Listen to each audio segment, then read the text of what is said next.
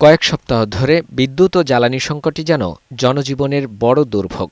একদিকে লোডশেডিংয়ে অতিষ্ঠ মানুষ, অন্যদিকে বাড়তি ও ভূতুড়ে বিদ্যুৎ বিল নিয়ে ক্ষোভ। এর মধ্যেই মহেশখালীর এলএনজি টার্মিনালে কারিগরি ত্রুটিতে আরও গভীর হয়েছে গ্যাস সংকট। প্রভাব পড়েছে শিল্প, বিদ্যুৎ উৎপাদন থেকে শুরু করে পুরো অর্থনীতিতে। রাজধানীর ব্র্যাক সেন্টারে সিপিডির আলোচনায় উদ্যোক্তারা জানান, গ্যাস ও বিদ্যুতের সংকটে শিল্পের উৎপাদন কমেছে ৩৫ থেকে ৪০%। উৎপাদন ব্যাহত হলেও দিতে হচ্ছে বিদ্যুৎ ও গ্যাসের পুরো বিল। সবচেয়ে বড় উদ্বেগ, সংকটের খবর আন্তর্জাতিক গণমাধ্যমে ছড়িয়ে পড়ায় বাংলাদেশের পোশাক খাত নিয়ে শঙ্কিত হয়ে পড়েছেন বৈশ্বিক ক্রেতারা। সেই জন্য আমরা বলছি এখন এটা ধরা দরকার, কারণ না হলে competitor country Cambodia, competitor country Indonesia, competitor country India to some extent তারা প্রস্তুত।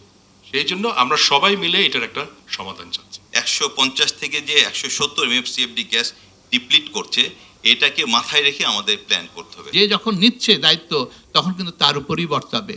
সুতরাং আপনি আমাকে এনশিওর করেন, আদারওয়াইজ আপনি আমাকে রেস্কিউ করেন। এমন পরিস্থিতিতে জ্বালানি খাতের দীর্ঘমেয়াদী ঝুঁকি মোকাবেলায় স্বল্প, মধ্য ও দীর্ঘমেয়াদী 9 দফা সংস্কারের প্রস্তাব দিয়েছে সিপিডি। সংস্থাটির সুপারিশ, কৌশলগত জ্বালানি মজুদ গড়ে তোলা এবং দেশীয় গ্যাস অনুসন্ধানকে সর্বোচ্চ অগ্রাধিকার দেওয়া।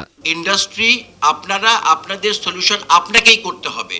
আপনারা যদি সরকারের প্রতি জন্য ওয়েট করেন, কন্টিনিউয়াসলি ওয়েট চলবে, আপনারা বিদ্যুৎ পাবেন না, গ্যাস পাবেন না, পেলেও যেটা আপনি এই নিরবিচ্ছিন্ন পাবেন না। পলিটিক্যালিও এটা খুব গুরুত্বপূর্ণ, কারণ তারা তো প্রতিশ্রুতি দিয়ে এসেছেন যে অর্থনীতিকে কোথায় নিয়ে যাবেন, সেটাও যদি পূরণ করতে হয় তাহলে এই খাতটাকে আসলে নেগলেক্ট করার জন্য 1 সেকেন্ডও সময় নাই। বিদ্যুৎ ও জ্বালানি মন্ত্রীর দাবি, বিকল টার্মিনাল সচল করতে প্রকৌশলীরা কাজ করছেন।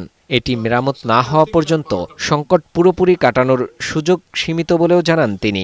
গত 17 বছর অনুসন্ধান না করে শুধু ইম্পোর্টের উপরে বেস করে দেশটাকে এই জায়গায় নিয়ে আসা হয়েছে। এখন শুধু আমাকে দিন গোনা ছাড়া আর ওই যে ইঞ্জিনিয়াররা কাজ করছে এফএসআর হতে, এটা করা ছাড়া আমার কিছু নাই, যাতে কম লোডশেডিং হয়, যাতে আমি ইন্ডাস্ট্রিকে গ্যাসটা দিতে পারি, এই ম্যানেজমেন্টটা করা।